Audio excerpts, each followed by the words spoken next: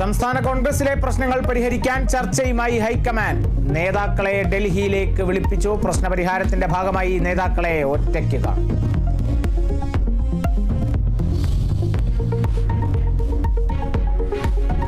കൊച്ചി ധനുഷ്കോടി ദേശീയപാതയിൽ വീണ്ടും മണ്ണിടിച്ചിൽ. മൂന്നാർ പള്ളിവാസലിന് സമീപം ഇടിഞ്ഞ് നിർമ്മാണത്തിലിരുന്ന റോഡ് തകർന്നു.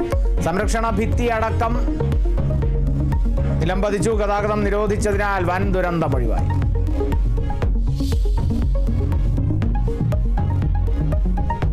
സംസ്ഥാനത്ത് ഇന്ന് ശക്തമായ മഴയ്ക്ക് സാധ്യത. 7 ജില്ലകളിൽ മഞ്ഞ മുന്നറിയിപ്പ്. തൃശൂരിൽ വിദ്യാഭ്യാസ സ്ഥാപനങ്ങൾക്ക് ഇന്ന് അവധി. ജാഗ്രതാ നിർദ്ദേശം നൽകി കാലാവസ്ഥാ വകുപ്പ്.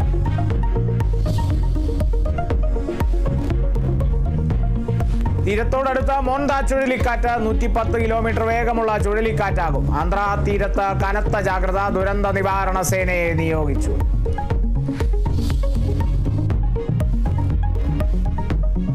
PM ശ്രീയിൽ നിലപാട് കടുപ്പിച്ച CPI. പദ്ധതി പിൻവലിക്കും വരെ നിസ്സഹകരണം തുടരാൻ തീരുമാനം. പിൻവലിക്കും വരെ ചർച്ചയ്ക്കില്ലെന്നും നിലപാട്.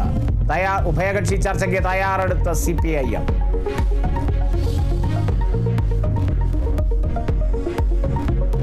ശബരിമല സ്വർണ്ണ കവർച്ചയിൽ മുരാരി ബാബുവിനെ ഇന്ന് റാന്നി കോടതിയിൽ ഹാജരാക്കും. കസ്റ്റഡിയിൽ വാങ്ങാൻ SIT അപേക്ഷ നൽകും. ഉണ്ണികൃഷ്ണൻ പൊറ്റിക്കൊപ്പം ഇരുത്തി ചോദ്യം ചെയ്യാൻ തീരുമാനം. കണ്ടെടുത്ത സ്വർണം ഫോറൻസിക് പരിശോധനയ്ക്ക് അയക്കും.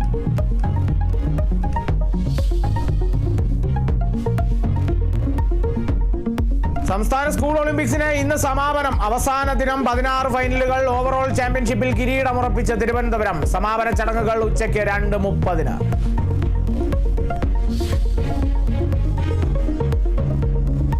ബീഹാറിൽ ഇന്ത്യ സഖ്യത്തിന്റെ പ്രകടന പത്രിക ഇന്ന് പുറത്തിറക്കും. തേജസ്വി യാദവ് പ്രഖ്യാപിച്ച വാഗ്ദാനങ്ങൾ പത്രികയിൽ ഉണ്ടാകുമെന്ന് വിവരം. സംയുക്ത റാലിയുമായി രാഹുലും തേജസ്വി യാദവും. റാലി നാളെയും മറ്റന്നാളും നടക്കും.